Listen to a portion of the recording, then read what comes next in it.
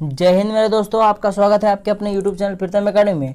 तो दोस्तों, जैसा कि आकांक्षा 40 का एग्ज़ाम होने वाला है, तो उसके लिए कुछ मॉडल सेट जारी कर दिया गया है। तो उसी मॉडल सेट पर आज हम लोग बात करेंगे। दोस्तों, आज हमारे पास केमिस्ट्री का सेट 1 है। तो चलिए एक एक करके सारे सॉल्यूशन देखते हैं और आंसर देखते हैं, ठीक ना।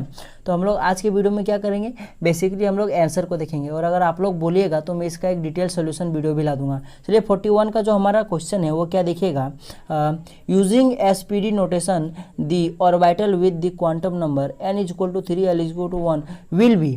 तो आपको बताना है, मतलब आपको एसपीडी नोटेशन का उपयोग करके, और जो यहाँ पे कुछ नंबर्स दिए हुए हैं, क्वांटम नंबर यहाँ पे दिया हुआ है, ये n और l क्या है, क्वांटम नंबर है, n = 3 और l = 1, इसका उपयोग करके आपको क्या ऑर्बिटल फाइंड करना है, ठीक ना। यानी कि एसपीडी संकेतन द्वारा क्वांटम संख्या n = 3 l = 1 द्वारा कक्षक होगा। तो उससे इसका 3 नंबर का ऑप्शन 3P हो जाएगा मेरे दोस्तों, आंसर का सही हो जाएगा। एक छोटा सा आइडिया दे दूं कि n जब भी नजर आए तो n को पहले लिख दीजिए, और l के लिए कुछ मान याद कर लीजिए। यानी कि s के लिए जो l का मान होगा वो 0 हो जाएगा, p के लिए 1 हो जाएगा, d के लिए आपका 2 हो जाएगा, और एक होता है f के लिए जो होगा आपका 3 हो जाएगा। तो आपको क्या करना है, n का मान सबसे पहले जो दिया वो ज्यों को त्यों लिख दीजिए, और जो l का मान दिया हुआ है उसको देख लीजिए और इसके हिसाब से बैठा दीजिए, यानी कि एसपीडी हिसाब के बैठा दीजिए। तो l 1 दिया हुआ है, तो एसपीडी f में l का मान 1 कहाँ पे होता है, जब वो p होता है, यानी p पर होता है, तो बस p लिख दीजिए यहाँ पे, यानी 3P है, इसका आंसर आ गया मेरे दोस्तों।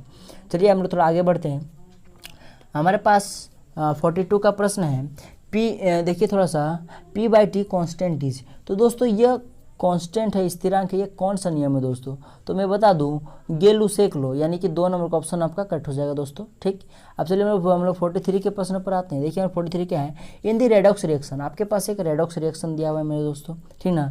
रेडॉक्स रिएक्शन दिया हुआ है, में कौन सा पदार्थ का ऑक्सीकरण होता है, ऑक्सीकरण अवकरण, ये सब आप लोगों ने पढ़ा होगा। तो दोस्तों मैं बता दूं, ये जो के का हो रहा है यहाँ पे ऑक्सीकरण हो रहा है मेरे दोस्तों, 1 नंबर का ऑप्शन आपका करेक्ट हो जाएगा।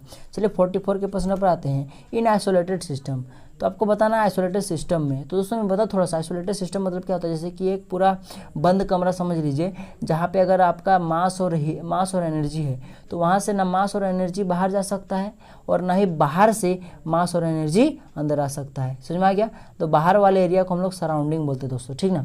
चलिए आगे देखते हैं, हम लोग आंसर ऑप्शंस पर मैच करते हैं। देखिए हमारा पहला नंबर का ऑप्शन क्या है, परिवेश में द्रव्यमान तथा ऊर्जा दोनों ही आदान प्रदान होते हैं, जैसा कि मैंने बताया, तो उसके हिसाब से ये गलत हो जाएगा, ठीक। परिवेश में केवल ऊर्जा का ही आदान प्रदान होता है, ऐसा भी नहीं होता है, उसमें दोनों ही क्या होता है, आदान प्रदान नहीं होता है, ठीक ना। क्या परिवेश में ना तो ऊर्जा और ना ही द्रव्यमान का आदान प्रदान होता है। जी हाँ दोस्तों, ये हमारा एग्जाम्पल फिट बैठ गया, यानी 3 नंबर का ऑप्शन आपका करेक्ट हो जाएगा। ये ऑप्शन हमारा फिट बैठ गया था, यही आपका सही आंसर हो जाएगा 44 का। चलिए 45 का देखते हैं, क्या देखा हुआ है। देखिए यहाँ पे आपको कुछ साइक्लो का कुछ स्ट्रक्चर दिया हुआ है, ये साइक्लो का स्ट्रक्चर है। इज आपको ये स्ट्रक्चर बताना है, ये किसका स्ट्रक्चर है, थोड़ा सा आइडिया दे दूँ आपको। देखिए यहाँ पे जितने भी टर्मिनल है, जितने भी आप समझ लीजिए कि कट पॉइंट है, यानी कि जहाँ से रास्ता चेंज हो जाता है, वेव चेंज हो जाता है, जैसे कि ये इस तरह गया, यहाँ से चेंज हो, यानी कि इसको आप 1 मान लीजिए, इसको 1 मान लीजिए, इसको 1 मान लीजिए, इसको 1 मान लीजिए, इसको 1 मान लीजिए, इस तरह करके टोटल क्या हुए, गिने 1 2 3 4 5, टोटल 5 हुए। 5 के लिए हम लोग कौन सा वर्ड यूज करते हैं दोस्तों, पेंट यूज करते हैं, और चूंकि साइक्लो में, इसलिए क्या करेंगे, साइक्लोपेंटेन, यानी कि इसका 45 का जो 3 नंबर का ऑप्शन आपको नजर आ रहा होगा, साइक्लोपेंटेन, ये करेक्ट हो जाएगा। चलिए हम लोग थोड़ा 46 के प्रश्न पर आते हैं दोस्तों। देखते हैं हम लोग 46 का प्रश्न क्या है। So IUPAC name of this compound, समझ लीजिए यह कंपाउंड दिया गया, इसका आपको क्या करना है, आईयूपीएसी नेम फाइंड करना है दोस्तों।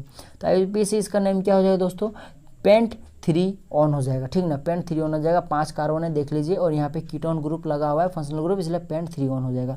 चलिए हम लोग 3 नंबर का, इसका 46 का 3 हो जाएगा दोस्तों।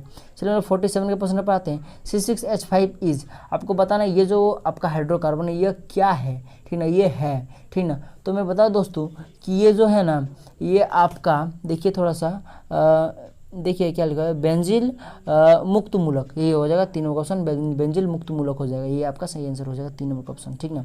47 का C6H5 है, ठीक ना। तो सब लोग V = constant into N is, दोस्तों ये एवोगाड्रो लॉ है, यानी कि 48 का जो आपका 3 नंबर का ऑप्शन हो जाएगा, ये करेक्ट हो जाएगा, ठीक।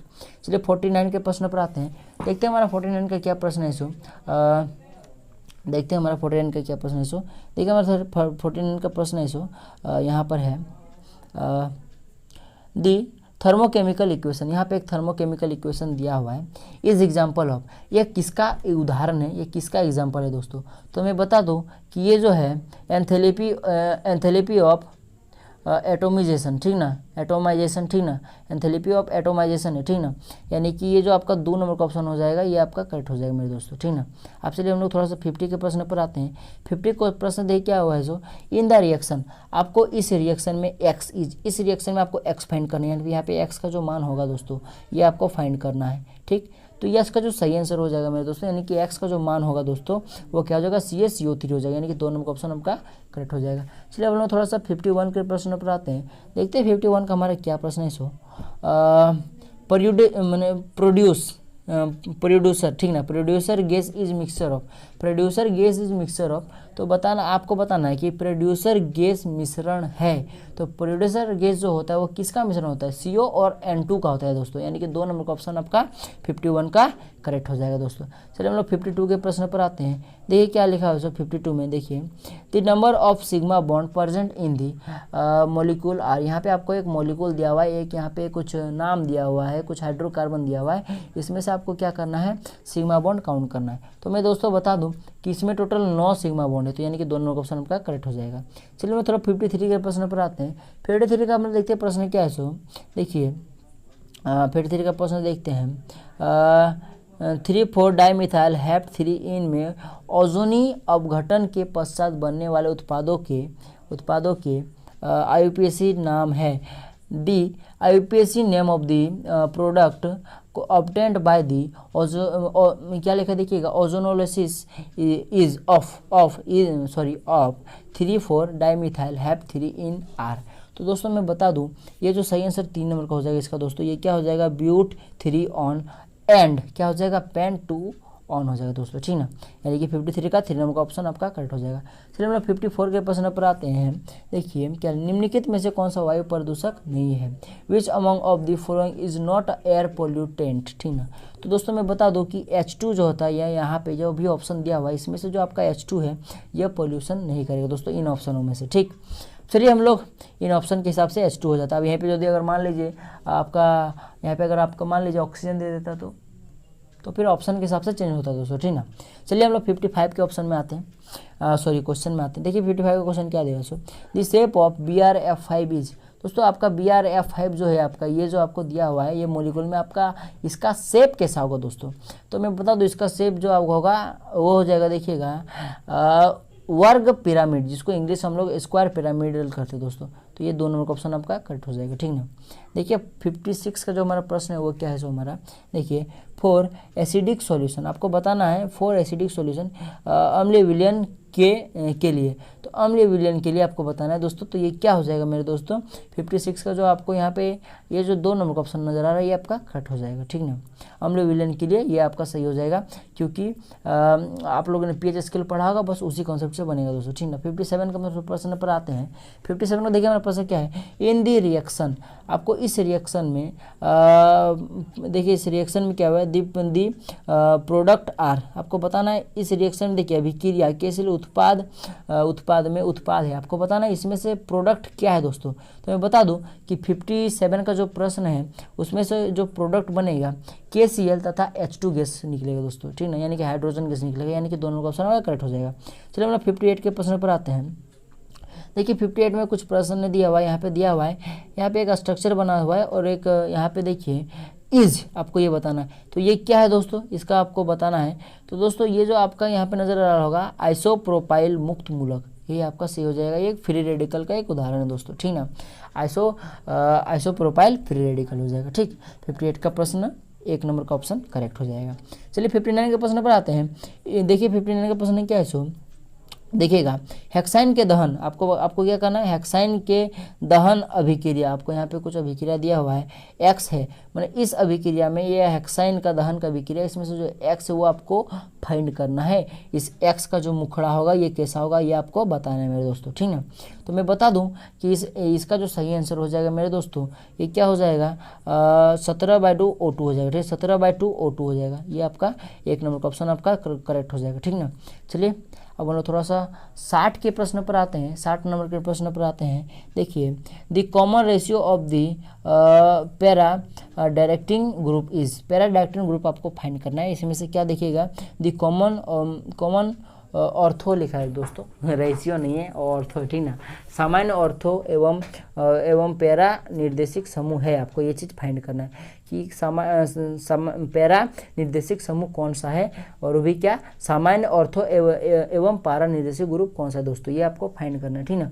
तो ये जो OR है ये ग्रुप, ये जो होगा जाएगा आपका, ये आपका सही आंसर हो जाएगा 1 नंबर का ऑप्शन, ठीक ना। फिर हम लोग 61 के प्रश्न पर आते हैं। देखिए 61 का प्रश्न क्या है, इसमें निम्नलिखित में से किसका सर्वाधिक ऋणात्मक इलेक्ट्रॉन लब्धि एंथैल्पी है। कहने मतलब ये है, विच ऑफ द फॉलोइंग, देखिए यहाँ पे क्या है, सो देखिए थोड़ा सा, which of the following has the heist negative electron gain enthalpy. तो मैं दोस्तों बता दूं कि ये जो आपका क्लोरीन होता है इसका हाईएस्ट होता है दोस्तों, ये चीज़ आपको याद रखना है, बहुत ही इंपॉर्टेंट क्वेश्चन है दोस्तों, ठीक ना। चलिए हम लोग 62 के प्रश्न पर आते हैं। देखते हैं हमारा 62 का प्रश्न क्या हुआ, सो देखिएगा, the bond form by side wise overlapping of atom orbital is called. दोस्तों क्वेश्चन का कहने मतलब ये है, परमाणु कक्षकों के पार्श्व अतिव्यापन से बने आबंधों को कहा जाता है। तो मैं दोस्तों बता दूं कि ये जो आपका पाई बॉन्ड है उसको पाई बॉन्ड कहा जाता है दोस्तों, यानी दोनों का ऑप्शन आपका करेक्ट हो जाएगा। चलिए हम लोग 63 के प्रश्न पर आते हैं। देखिए 63 का प्रश्न क्या है, निम्नलिखित में से कौन सा सही है, कौन सा एक सही है, ठीक है। क्या दे देखिएगा, which one of the following is correct. तो दोस्तों ये जो 4 नंबर का लिखा है pH = -log H+ion, ये जो है आपका करेक्ट हो जाएगा। 63 का आपका 4 नंबर का ऑप्शन आपका करेक्ट हो जाएगा। चलिए हम लोग 64 के प्रश्न पर आते हैं। देखते हैं 64 का क्या प्रश्न है, सो देखते हैं हमारा, निम्नलिखित में से कौन सा इलेक्ट्रॉन स्नेही है, यानी कौन सा इलेक्ट्रोफिलिक है दोस्तों, आपको ये चीज़ बताना है। तो दोस्तों ये जो 4 नंबर का आपको नज़र आ रहा है यही आपका करेक्ट हो जाएगा मेरे दोस्तों, NO2, ये जो आपका हो जाएगा करेक्ट आंसर हो जाएगा 4 नंबर का, ठीक ना। हमारे पास 65 का क्वेश्चन है, आपके पास एक हाइड्रोकार्बन दिया गया और क्या कर रहा है, कैन बी प्रिपेयर्ड बाय। तो दोस्तों क्या होगा इसका आंसर, इसका आंसर जो 2 नंबर का आपको ऑप्शन नज़र आ रहा है ये करेक्ट हो जाएगा। यहाँ पे क्या करना पड़ेगा, C3CH2OH को सांद्र H2SO4 की अधिकता के साथ गर्म कर, ये चीज़ आपको, ये चीज़ गर्म कर आप इसको प्रिपेयर कर सकते हैं मेरे दोस्तों, ठीक ना।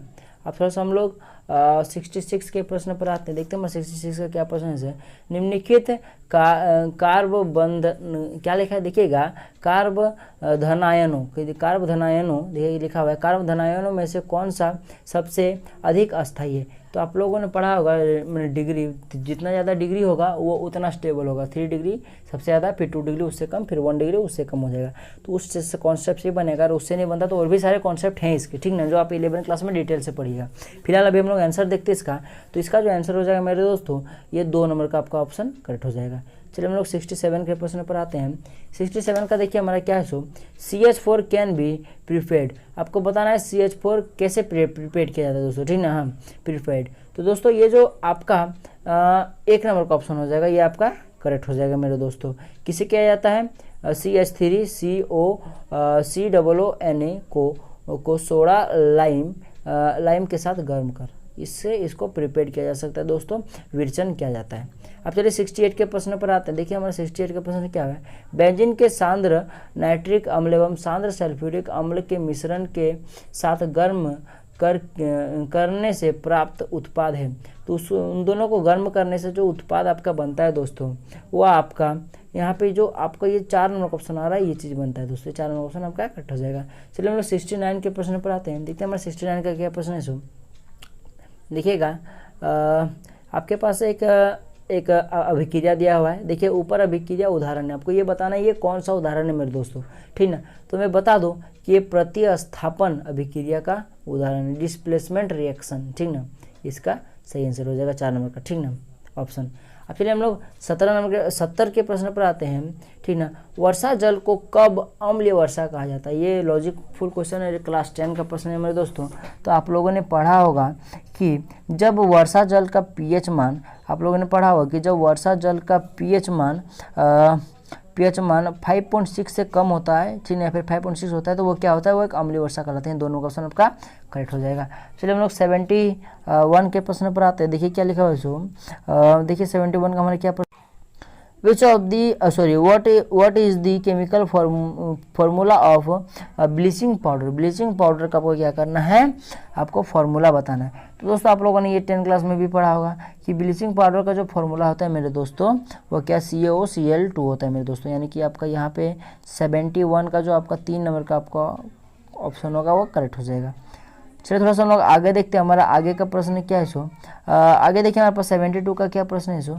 देखिए कोई विलयन लाल लिटमस पत्र को नीला बना देता है, इसका पीएच मान होना चाहिए।